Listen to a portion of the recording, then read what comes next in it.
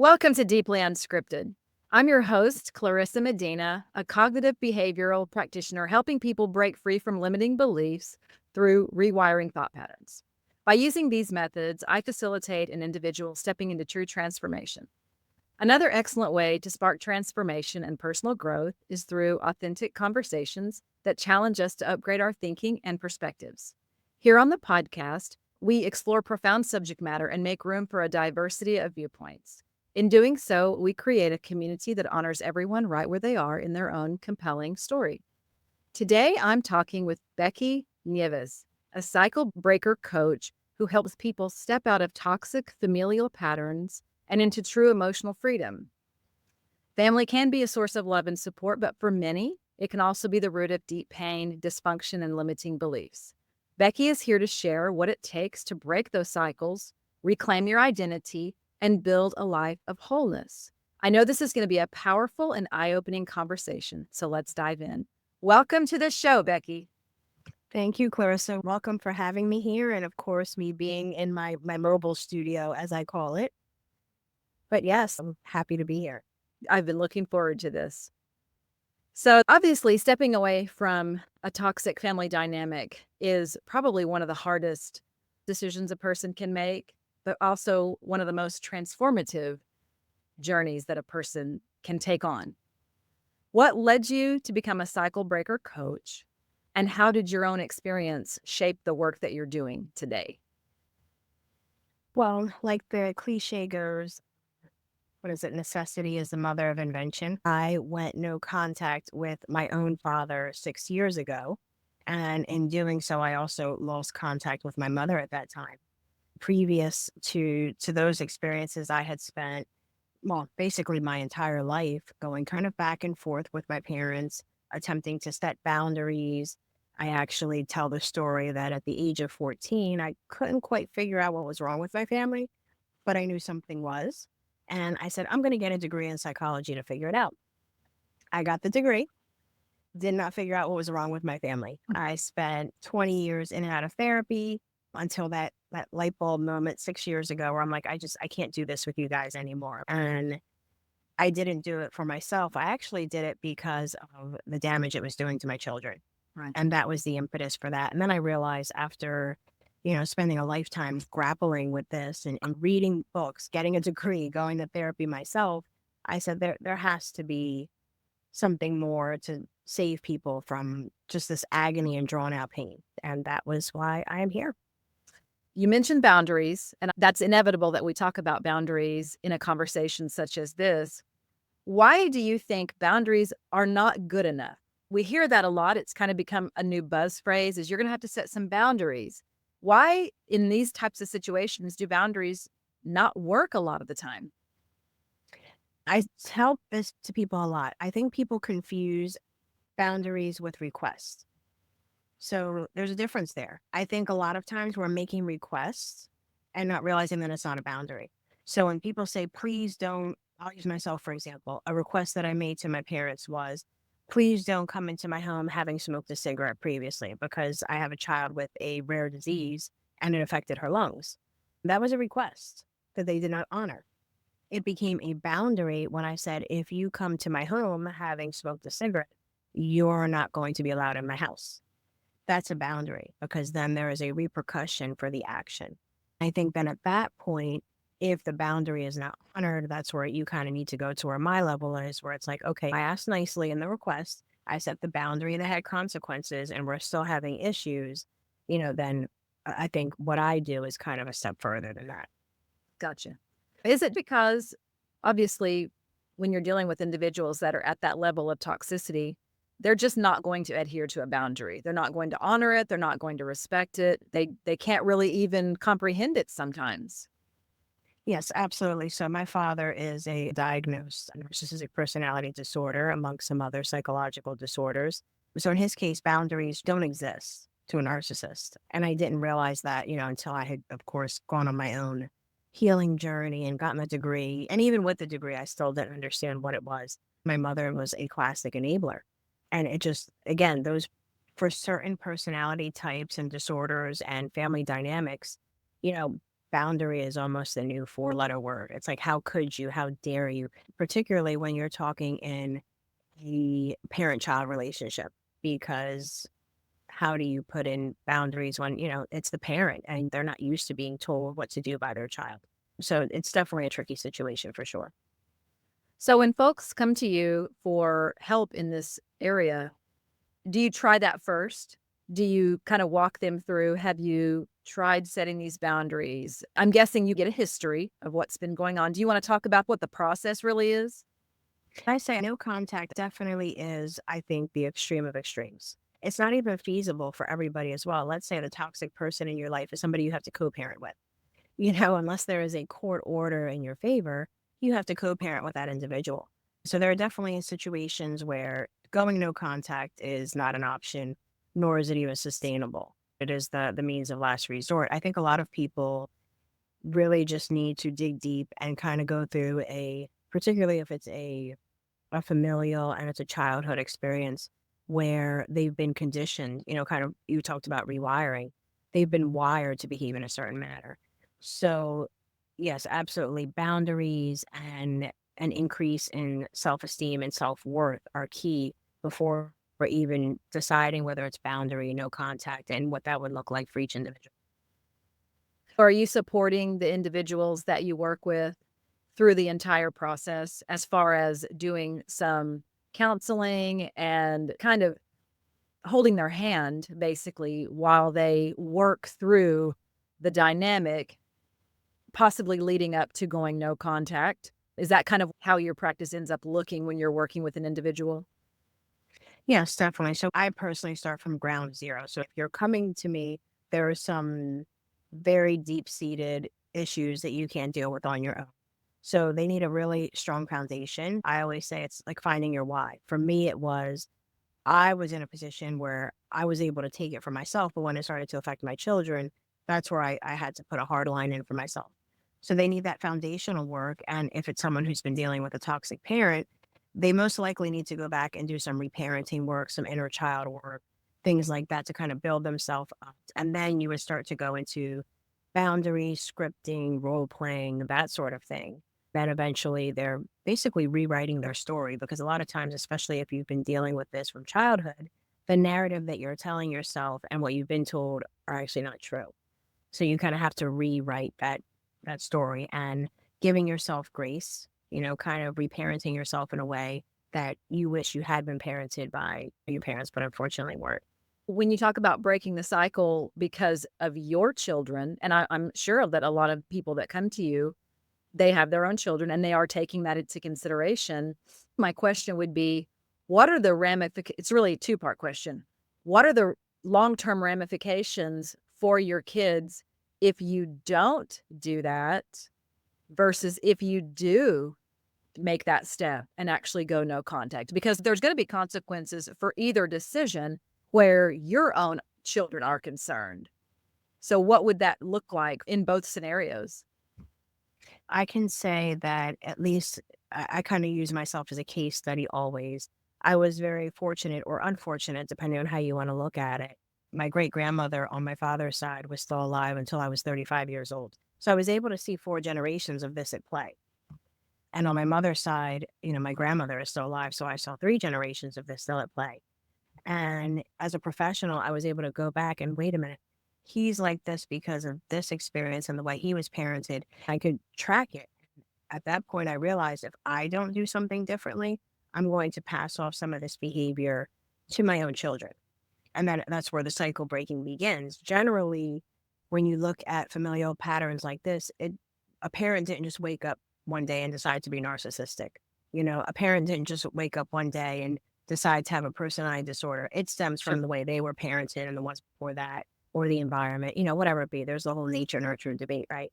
And then there's also the consequences, like you said, either you do or you don't. And then if you do, you're going to start to see the behaviors again play itself out. I remember I was speaking to a woman not too long ago, and she's like, "Oh my goodness, the work you're doing is so powerful and impactful." And then she was starting to give me a little bit of history on her story.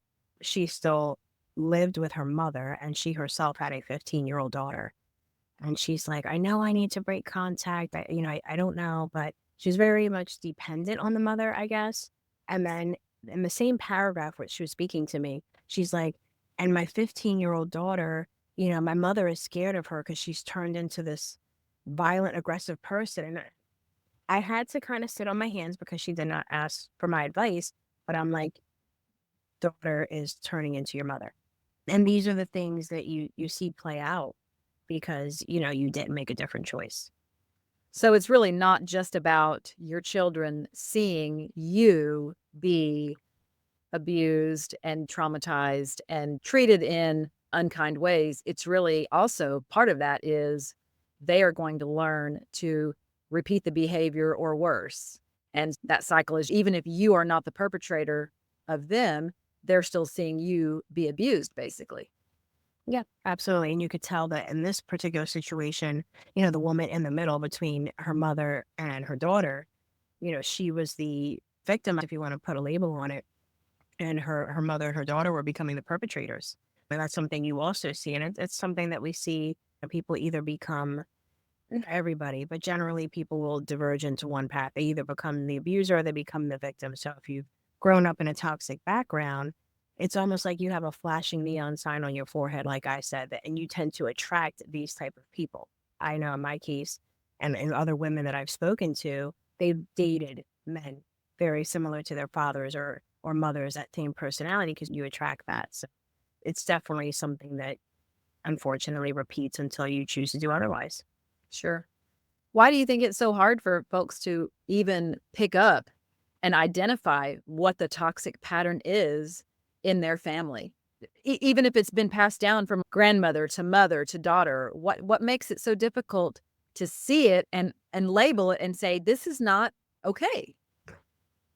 I think even for me with a psychology degree, I didn't pick up on it till I was in my 30s because I think when you're born into it and that's all you might get like an idea that, okay, wait a minute, this doesn't feel right. Other households don't work like this. Other parents don't treat their children like this, or, whatever the family dynamic is.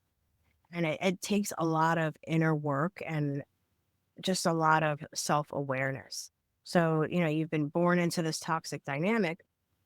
And if it's all that's how your brain has been wired, that's how you've been treated literally from day one. I mean, those patterns are very, very difficult to break. They're very much ingrained, and people really aren't aware of it. I've talked to women who, they've grown up with, in particularly narcissistic fathers. And again, they keep dating the same kind of men, and they're like, what's wrong with me? I'm unlovable. Why do I? And it's like, honey, it's not you. You're literally unconsciously seeking out the approval from the man you're never going to get approval of, which is your father, and you think that you're going to get it in another man with a similar personality trait. I went through that phase myself, or you become a people pleaser or a fixer. Like I couldn't fix the things in my home, so I'm going to go out and try to fix somebody else, and that'll make me worthy. You can put yourself in the role of handler. I'm the manager. Even if it's not with the people that you're in the toxic relationship with, you'll try to handle other people and you become the fixer of atmospheres and you're kind of staging everything in anticipation of a toxic circumstance or you anticipate the storm coming. When I was in college, I remember my psychology professor said that when you have grown up in the eye of a storm, that's just what you expect. You just expect the storm and the storm feels normal. So that's what you're looking for, and you will anticipate it. You'll do what you have to do to set all the conditions right. When you grow up in it, it just feels normal. And it takes a while as a young person to figure out not all families work like this because up to a certain age, and it's probably different for each family depending on what their social life looks like. You think every family is like yours. And then you start realizing, "Oh, no. Houston, we have a problem." Yeah, that was definitely my moment. And depending on the dynamics that you have, generally, not always, but a lot of these families who operate in this way, the parent knows that they're not doing the right thing. So you may find that you don't have a lot of opportunities. These individuals tend to be controlling. So maybe you're not going over friends' houses, you're not spending other time in other people's orbit. And it's not until you're older that you start branching out and then have that ability to do so. I know it wasn't my case. I was like, oh no, wait, this isn't normal. And by then you've lived a good 10, 15 years in that environment. And then you're going through your teenage years and young adulthood, which is tumultuous in and of itself. So it's a lot at one time. How would you define what a toxic familial cycle, toxic family relationship, how would you define what that is? When somebody should say, okay, enough is enough. We've got to take steps to do something about this. I would say that any type of verbal and physical abuse overtly, that's obviously a pretty huge red flag. If you find that when you're with your family, you can't be the individual that you want to be, you're not accepted for who you are, you don't have a voice, and you just generally feel uncomfortable and unwelcome, in your own home, if you're still living at home, or at family gatherings, that might be a sign that something is not right. Something needs to be Because looked at. nobody should be made to feel right, that nobody's less than, and there should not be a power dynamic where, in order for me to feel better about myself, I'm going to put you down. And when you start to see those types of behaviors, those are red flags. But it definitely looks different for every family. It's at least notification that, hey, we need to look at, why do I feel like this? Why do I not feel comfortable when I'm with this particular family member or with my family? Just kind of start asking those introspective questions to get to not necessarily breaking ties, but at least doing something to cause a healthier atmosphere, a healthier family culture. And if you don't get cooperation on that, that would be the time to take it up a notch. Yeah, absolutely. Because at the end of the day, what it really boils down to is self-preservation. And if not self-preservation, if you are a parent, that's probably been my biggest thing. I was willing to take a lot of the abuse for a lot of years, but when I saw some patterns starting to reflect in the way I parent and in my children, I said, okay, the buck stops here. And it's a scary, scary prospect. I by no means make light of it or make it seem as simple as the conversation we're having right now. There are pros and cons to setting boundaries. There are pros and cons to going no contact. Absolutely. It's a process, and it's not what no contact life is great now, because that's not the case. Sure. This is a lifelong healing journey that you're going to be on. There are going to be things that are going to trigger you. There are going to be other family members or friends to deal with who are either going to try to pull you back in. There's going to be sides. It's like a divorce, but probably on a much larger scale. Absolutely. I believe that. Have you ever had to work with a family that the individual that broke away is now trying to reintegrate themselves back into the family dynamic?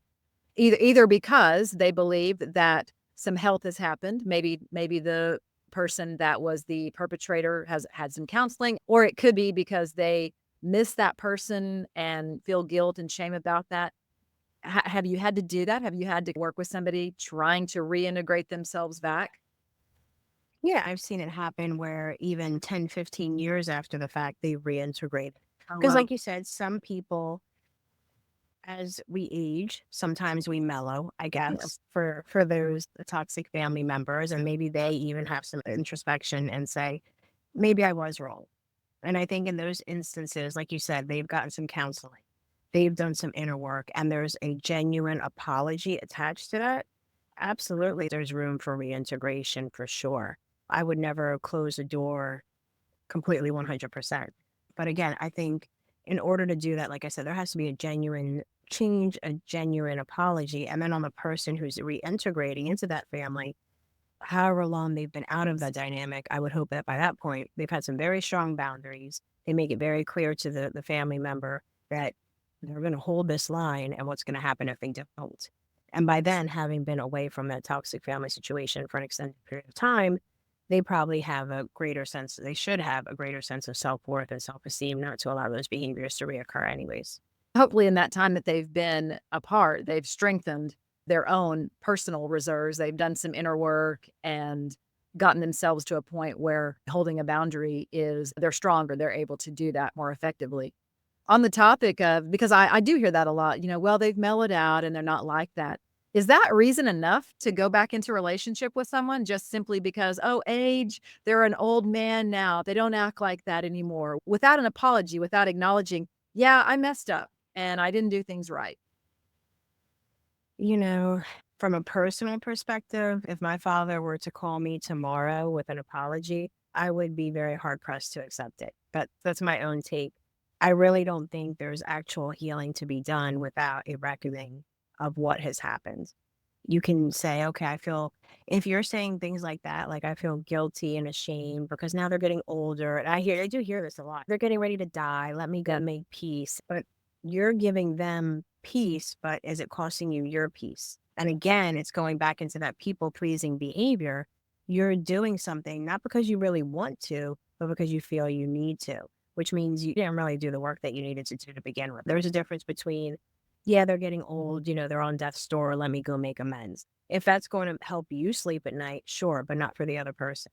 I think there's a difference between that and those who've genuinely, the toxic family member who's genuinely changed their lives, gotten help, and made amends and say, yes, what I did to you is wrong. I apologize. And I want to have a different relationship. And what about health issues? That's another big one. We haven't been in contact for a decade, and now my parent has terminal cancer, or now my grandparent has dementia. And so the dynamic is different. I have my own personal experience with that because my mother did pass while I was no contact. Okay. That's definitely a person to person thing because then it becomes an issue of what are the dynamics surrounding that family? What about the other individuals? Because generally, it's not just one family member who's toxic. There's generally a whole Oh, sure. constellation of things going on there. And yes, you can go in because you feel guilty because so and so has this diagnosis, but what is going to happen with those around that individual? And then how is that going to affect your little bubble that you've created here? There's a lot of factors at play. And I think that's very situation specific for sure. It's a whole ecosystem. Absolutely. How does cultural conditioning and religious conditioning play into this decision that we're going to change the dynamic here, or I am going to have to break the relationship off? I know culture and religion can sometimes influence, for better or for worse, those situations. Yeah, absolutely. Just like it does, I think, any social dynamic, just like there's that stigma around divorce and anything else where you're doing something outside of the norm of what your culture or religion dictates. And then, there are those cultures who rely very heavily on blood is thicker than water, that axiom. And it doesn't matter what the relative has done, you're supposed to just take it and forgive or try to repair that relationship. That can be a huge factor, and I've heard that from a lot of people, like, "Oh my goodness, I absolutely couldn't because depending on what religion they are, heavily Mhm. into Christianity, honor thy father and mother," right? Yep. It definitely does take a lot into account, and I understand that being raised in a Hispanic household and I was raised Catholic, I still have relatives myself who I mean, to this day, 6 years later, I still get random DMs and texts from well-meaning relatives. They're like, "Oh, you're still not talking to your father." And I'm like, "Well, did anything change that we didn't know about?" No? Oh, okay, then yeah, no, everything's still the same, So it definitely I 100% I think adds an additional layer of challenge. I think in society today, we've obviously become more open to mental health and talking about stigmas more than ever before, but very taboo in certain cultures still and within certain religions. Definitely. And actually, it was on my mind to ask you whenever I was thinking about the direction that the conversation would go in, that it does seem like culturally we're entering a time where mental health is, like you said, it's discussed more openly than it probably has been in our lifetime. We're kind of in an era right now where the empath is finding a different experience. And we are talking about feelings, and an empath before may have been pushed aside because, oh, they're just too sensitive or whatever. Now empaths are thriving, and it's moving in that direction. The more we talk about self-care, the more we talk about boundaries, the more we talk about toxic patterns, not just in families, but in friendships, because there's certainly toxic relationships with friends as well, toxic marriages. So I'm wondering if now culturally we are more agreeable, if it's more palatable to say, well, I had to cut off my relationship with my parent or with my grandparent or with my sister because of that cultural shift toward mental health, wellness. I would absolutely agree with that. I think there's more recognition in the power of the self and not in a way that is power over others. It's that self autonomy in a way that how you feel as an individual, not having to lord power over others or an organization. I think that society is definitely moving in that direction, absolutely. And taking into account that feelings are valid. And it used to be that just particularly for certain genders and certain cultures, the only acceptable thing to show was anger and anything else was weakness. We're now realizing there's a whole lovely emotional spectrum that we have to pull from now. And it's acceptable to be all those things and still be a powerful individual. And it's a good thing that we're moving away from toxic atmospheres. I was interviewing a guest a couple of weeks ago. We were talking about the days of toxic workplace are over. We're moving away from toxic workplace, toxic family relationships, toxic marriage relationships. We're moving out of all of those just abusive and traumatic, uh, what previously was easy to stay under the radar, very easy to stay hidden. Now it's much easier to talk about. And we have resources now that we maybe didn't have 20 years ago, 30 years ago to help break away from those types of circumstances, those types of atmospheres. Yeah, I would say social media, for better or for worse, it definitely has brought people together who felt very isolated, thinking, this can't be a widespread problem. Not everybody's dealing with this. And I think in forums and social media and places online where we can share our stories, podcasts, even, you're realizing you're not the only one. And I think that there is strength in numbers. There's definitely a movement where people can identify with each other and say, hey, me too, or I went through this too, or I have a similar story, and they can share that. There's definitely a place for group healing and to be able to share your stories and do so in a way that it doesn't become a session of, oh my God, my life is awful, but a place of, okay, we've experienced this together, we can band together, and we can move forward now as well adjusted human beings. Yes. We've had psychology for a long time.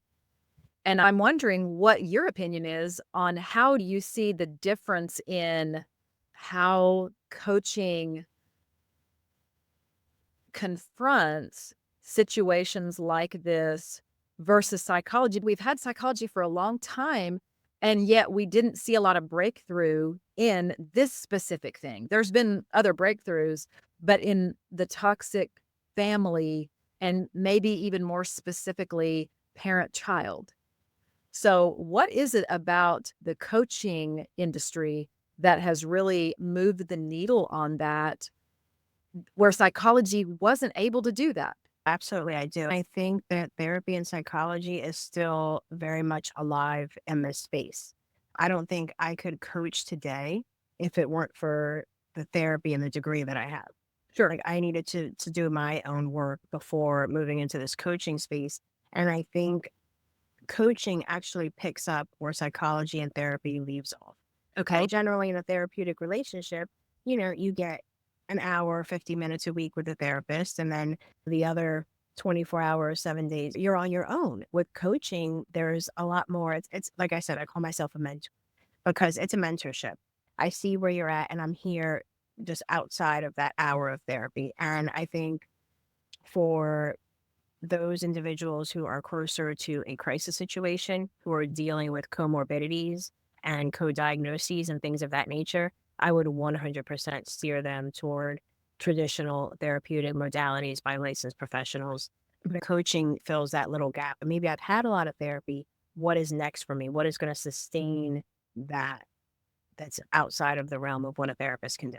That's a really good explanation. I haven't had anybody explain it quite like that. I've talked with a lot of different coaches and consultants, and we all talk about this dynamic and this space, this kind of counseling, coaching, consulting space, but I haven't heard anybody explain it in that way. And I think that's a really good way to look at it because there definitely is something about the way that they integrate with each other. I've had counseling and have seen somebody just over the course of my life for different things.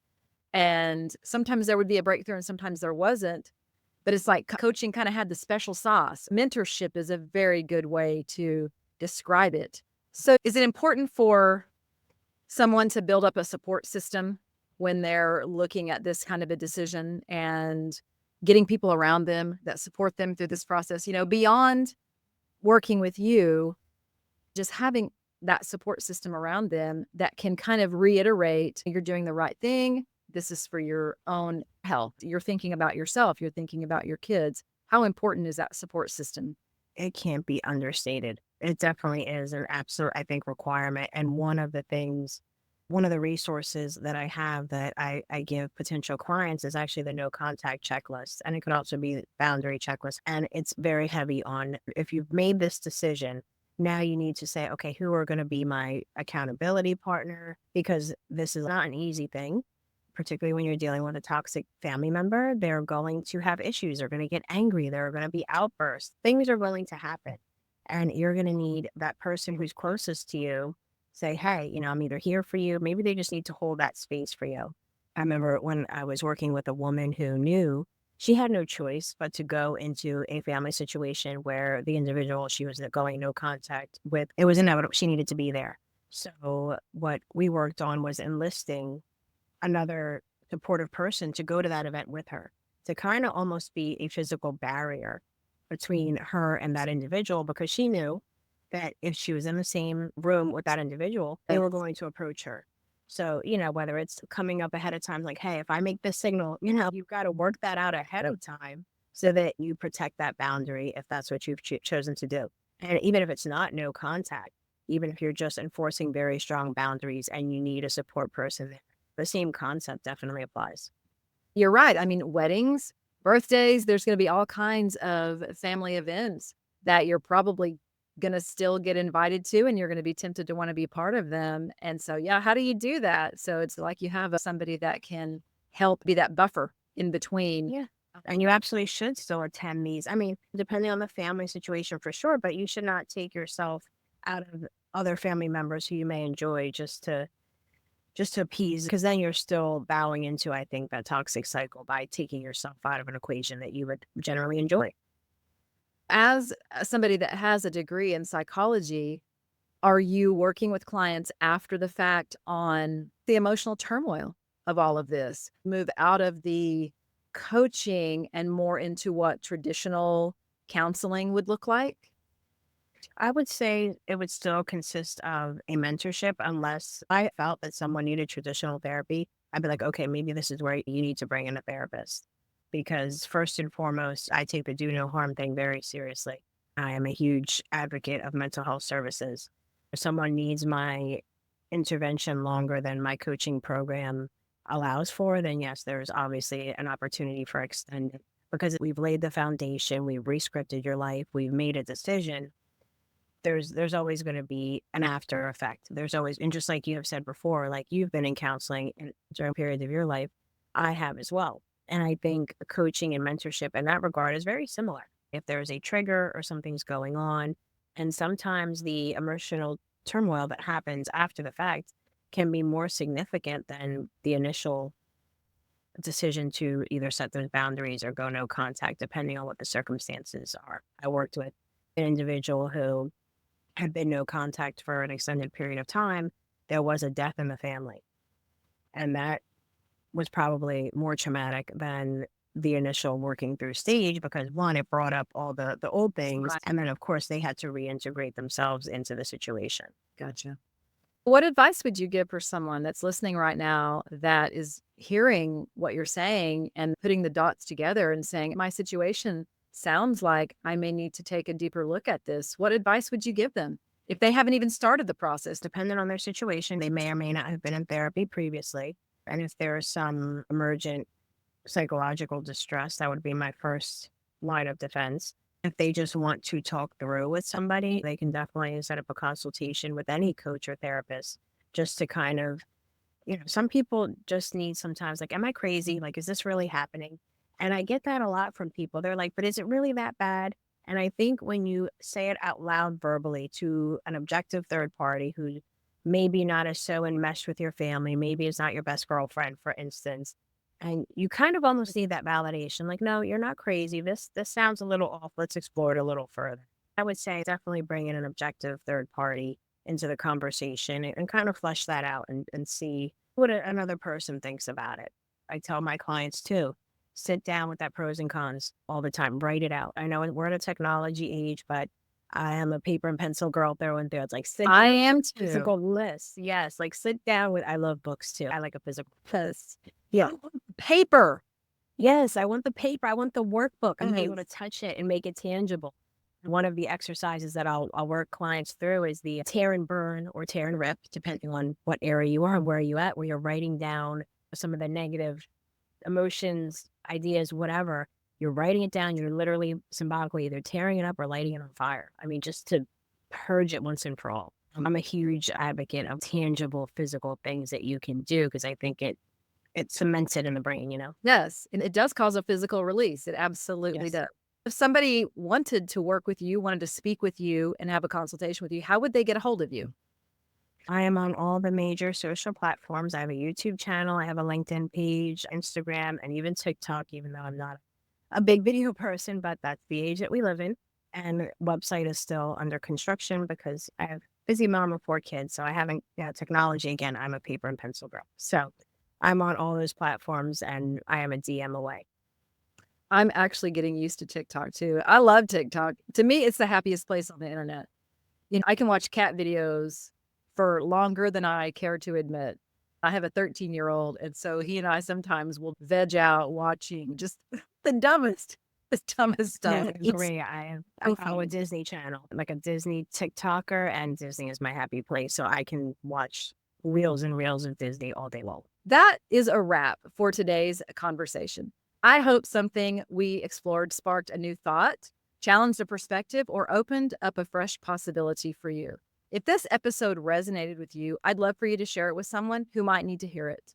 Until next time, stay curious, stay open, and keep leaning into growth. See you soon. Bye.